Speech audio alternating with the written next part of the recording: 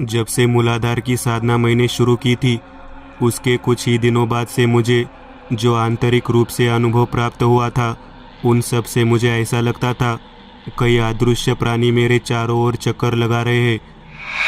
उनके अस्तित्व का तो स्पष्ट अनुभव होता था, पर वे चाहते क्या है यह समझ में नहीं आ रहा था। दोपहर का समय था। अपने कमरे में तख्त पर लेटा था। पश्चिम की खिड़की से धूप भीतर आ रही थी। सन्नाटा फैला हुआ था चारों ओर। तभी चमेली, काम वाली लड़की, आ गई। उसका काम करने का समय तो सवेरे का था, इस समय कैसे? आश्चर्य हुआ। फिर सोचा कुछ मांगने आई होगी। उसकी सांस तेज चल रही थी। उस समय लगा कि कहीं से दौड़ती हुई आई है और आते ही धम से बैठ गई मेरे तख्त पर। ऐसा पहले कभी नहीं हुआ था। उसका चेहरा लाल हो रहा था, होंठ कांप रहे थे। फटी फटी आंखों से देख रही थी वो मेरी ओर। उन नेत्रों में कौन सा दावानल धधक रहा था, समझ न सका। उसके व्यवहार में सहजता नहीं थी। खुले लंबे बाल पीठ पर बिखरे हुए थे। मैं कौतूहल और भय मिले भाव से उसकी ओर देख रहा था, उसके असामान्य रूप को। क्या देख रहा है तू? बोल। पहचाना नहीं? कैसे पहचानेगा? तू तो मुझे अपनी नौकरानी चमेली समझ रहा है। मैं चमेली नहीं हूँ, मैं डाकिनी हूँ। डाकिनी, मूलाधार शक्तिपीठ की महाशक्ति डाकिनी। समझ में आया कुछ? यह सुनकर एक बारगी मैं स्तब्ध रह गया।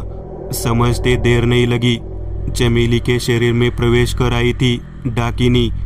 अपने खुले बालों को बांधती हुई बोली, तुम जैसे लोग सोचते हैं कि मुफ्त में सब कुछ मिल जाए, लेकिन मुफ्त में कुछ नहीं मिलता। मूल्य चुकाना होगा। जितना मूल्य देने के लिए तैयार होगे, उतने ही तुम पात्र बनते जाओगे। जितनी तुम्हारी तैयारी है, उतना तुम्हें अवश्य मिल जाएगा, इसमें संदेह नहीं। जो व्यक्ति जितना पात्र होता है, उसे कम या ज़्यादा उसे नहीं मिलता। योग्यता और प्राप्त होना एक ही चीज़ के दो नाम है। यही कारण है कि हम आध्यात्मिक शक्ति पाने के लिए इधर उधर भटकते फिरते हैं पागलों की तरह। कहीं कुछ मिल जाए, कोई सिद्धि उपलब्धि हो जाए, किसी संत महात्मा की कृपा मिल जाए। तुम जिस मार्ग पर चल रहे हो वह कभी समाप्त होने वाला नहीं है। तुम जितनी योग्यता प्राप्त करोगे, उतनी ही होगी उपलब्धि। थोड़ा रुककर डाकिनी बोली, मैं तुमको सिद्ध हो चुकी हूँ। जो भी साधक मूलाधार पर अधिकार कर लेता है, उसी को सिद्ध हो जाती हूँ मैं, इसमें संदेह नहीं। मेरी सिद्धि जीवन के हर मोड़ पर तुम्हारे लिए सहायक सिद्ध होगी। वो मोड़ कैसा भी हो, बार बार इस तरह मेरा आना संभव नहीं है, लेकिन बिना आए काम भी तो नहीं चलता। क्या करूँ? विवश जो हूँ। तुमसे बात करने के लिए इतनी व्याकुल थी, चमेली के शरीर को माध्यम बनाना पड़ा मुझे। अब तो मेरा आना असंभव है, पर मेरी अगोचर उपस्थिति का आभास समय समय पर मिलता रहेगा। डाकिनी की रहस्यमयी बातें सुनकर आवक और स्तब्ध रह गया मैं। कुछ सोचूं, कुछ समझूं कि उसके पहले कमरे में एक चीख गूंज गई और उसी के साथ चमेली लुढ़क कर गिर गई। कमरे के फर्श पर बेहोशी की स्थिति में थी चमेली। हाथ प्रपसाद देखता रह गया मैं चमेली को। कोई साधारण व्यक्ति इस समय देखता तो मेरे बारे में क्या सोचता? दूसरे दिन सुनने में आया कि उसी रात बिना कुछ कहे चमेली चली गई कहीं। यह सुनकर मैं सुन्न रह गया। कहाँ गई होगी वो भोली भाली लड़की? चरित्र की स्वच्छ स्वस्थ थी चमेली। उसी समय बाबा के पास गया। सारी कथा सुनाई उनको मैंने। बाबा ने ध्यान से सब सुना। बोले कुछ नहीं, आंखें बंद किए रहे। जाने क्या सोचते रहे बाबा। बाद में बाबा ने जो कुछ मुझे बतलाया, उसे सुनकर मैं दंग रह गया। देह विद्युत संरक्षण। देह विद्युत सबसे बहुमूल्य है। तीनों शरीरों, स्थूल शरीर, भाव शरीर या वासना शरीर और सूक्ष्म शरीर की विद्युत एक दूसरे से बिल्कुल भिन्न है। वे कम न हो और उनकी उत्तरोत्तर वृद्धि हो, इसके लिए आवश्यक है कम से कम बोलना, अधिक से अधिक एकांत में रहना, प्रकृति के समीप रहना, स्त्री स्पर्श से अलग रहना, किसी के भी सिर पर हाथ न रखना, मस्तक का स्पर्श न करना, आवश्यक समझकर किसी को आशीर्वाद देना, मूर्ख और दूषित संस्कार वालों से अलग रहना, अपने पैरों का स्पर्श न करने देना, विधवा स्त्री, रोगी, अपाहिज, कपटी व्यक्ति से तो कभी चरण स्पर्श नहीं करना चाहिए। ये तत्काल आंतरिक शक्ति का क्षय कर देते हैं। सबसे अधिक शक्ति सूक्ष्म शरीर में होती है। इन सब से ये तुरंत प्रभावित होती है, जिसका प्रभाव चिंतन, मनन, ध्यान, जप, पूजन आदि पर पड़ता है। शारीरिक विद्युत को तो सबसे अधिक क्षीण करता है पृथ्वी का गुरुत्वाकर्षण। इसलिए साधकगण लकड़ी के खड़ाओं का प्रयोग करते हैं, काठ के तख्त पर सोते बैठते हैं। आसन के विषय में भी बतलाना आवश्यक है। मृग चर्म के आसन पर बैठकर ध्यान आदि करने से भाव, शरीर की विद्युत नियंत्रित रहती है, जिससे बुद्धि का विकास होता है। काले कंबल पर बैठकर ध्यान आदि करने से तीनों शरीरों की विद्युत शक्ति का किसी भी प्रकार क्षय नहीं होता है। ज्ञान, वैराग्य और सतोगुण का भी विकास होता है। व्याघ्र चर्म के आसन पर बैठकर ध्यान आदि करने से सूक्ष्म शरीर की विद्युत शक्ति की वृद्धि और विकास होता है। समाधि में प्रवेश भी सहज होता है। एकाएकी गंभीर हो गई दिव्यागिरी शून्य में ताकते हुई बोली, चमेली को लेकर चिंतित होना। यह सुनकर चौंक पड़ा मैं। इस योगिनी को कैसे पता चल गई मेरे मन की बात? आपने को संभाला और उत्तर दिया, हाँ, आपका कहना सत्य है। चमेली मेरी नौकरानी थी। 2 बार डाकिनी ने उसकी देह में प्रवेश किया था और उसके बाद अचानक न जाने कहाँ चली गई चमेली। आज पूरे 20 दिन हो गए। काफ़ी खोजा गया पर अभी तक नहीं मिली। साधिका हंस पड़ी। मेरी बात सुनकर बोली, चमेली है और वो भी अमरकंटक में। अरे ये क्या कह रही है आप? जाकर देख लो। सन्यासिनी के वश में चमेली है और उसके शरीर में डाकिनी भी है। चमेली की आत्मा कहाँ है? बस उसका मृत शरीर है, जिसे लेकर डाकिनी अमरकंटक चली गई थी उस रात।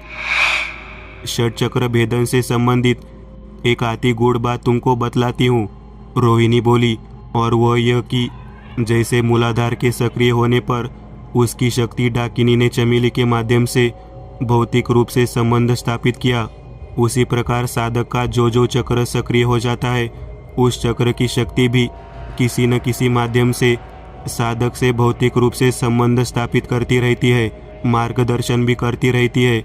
यहाँ तक तो सब ठीक है, लेकिन जब साधक के शरीर को ही अपना माध्यम बनाकर स्वयं का कोई भौतिक कार्य सिद्ध करने लग जाती है, तो उसका परिणाम अति भयंकर होता है। सर्वनाश होने में देर नहीं लगती। फिर कब तक चमेली के शरीर में डाकिनी का निवास बना रहेगा? मेरे इस प्रश्न के उत्तर में रोहिणी ने बतलाया, कोई निश्चित नहीं है। कोई भी शक्ति हो, उसे मानव शरीर का काफ़ी मोह और आकर्षण होता है। जब उसका चमेली के शरीर से मोह समाप्त हो जाएगा, तभी अलग होगी वह। दूसरे ही दिन मैं अमरकंटक के लिए रवाना हो गया।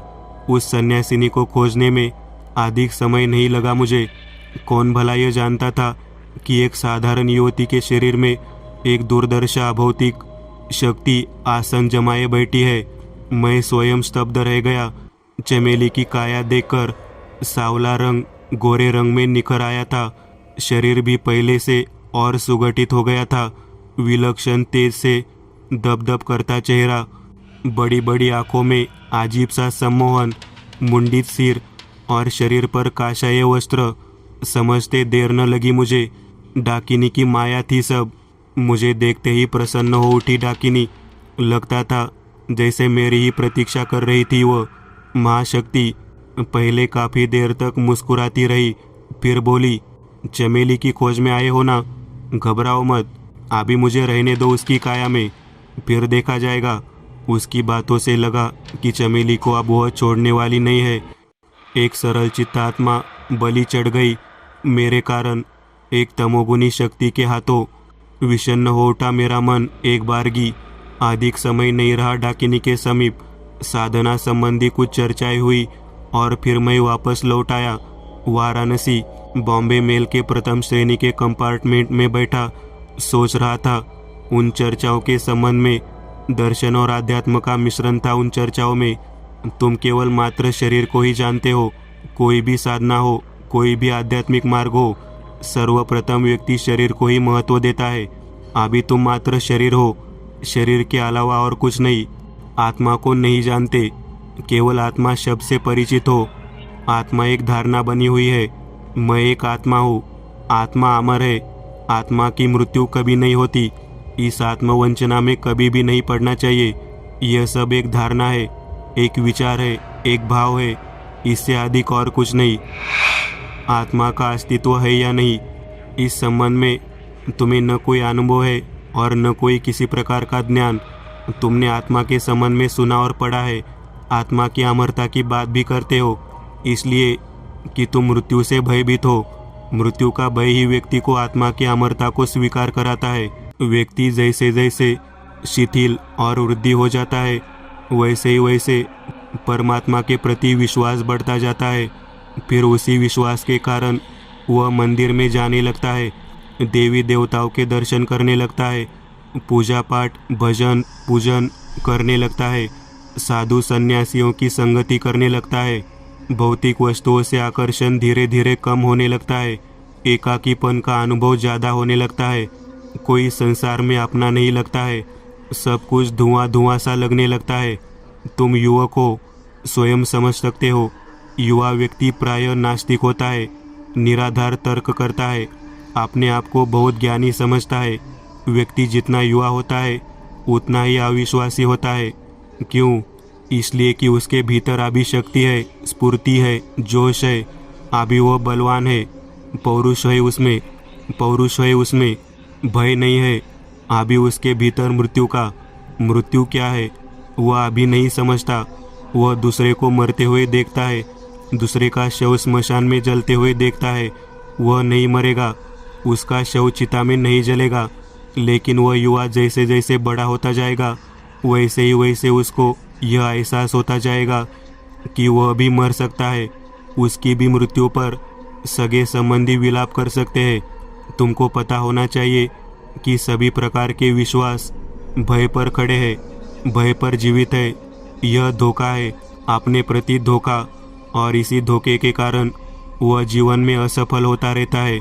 2 वर्ष बाद एक दिन शाम के समय दुर्गा जी के दर्शन करते समय राम अवतार पांड्ये मिल गए। मुझे देखकर मुस्कुराए और उसी मुद्रा में बोले, आपने सुना शर्मा जी? बड़े आश्चर्य की बात है, जो रिक्शा वाला बिहारी खोजवा में रहता था, उसकी बहन चमेली जो आपके यहाँ काम करती थी और अचानक भाग गई थी, जानते हैं वो आज वापस लौट आई है। लेकिन चमेली वह चमेली नहीं रही, सन्यासिनी बन गई है। ढेर सारा रुपया है उसके पास, न जाने कहाँ से लेकर आई है। बिहारी का तो ठाट बाट देखते ही बनता है। 10-12 रिक्शे रख लिए है उसने, आलीशान 4 मंजिला मकान और कई दुकानों का मालिक बन गया है वो। आश्चर्य और कौतूहल के भाव से भर गया मेरा मन। समझते देर न लगी मुझे। चमेली के शरीर का मूल्य चुका दिया डाकिनी ने। इस रूप में रहा न गया मुझसे। उसी समय चल पड़ी बिहारी से मिलने।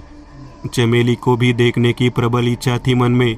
सचमुच बिहारी का मकान बहुत सुंदर और आलीशान था।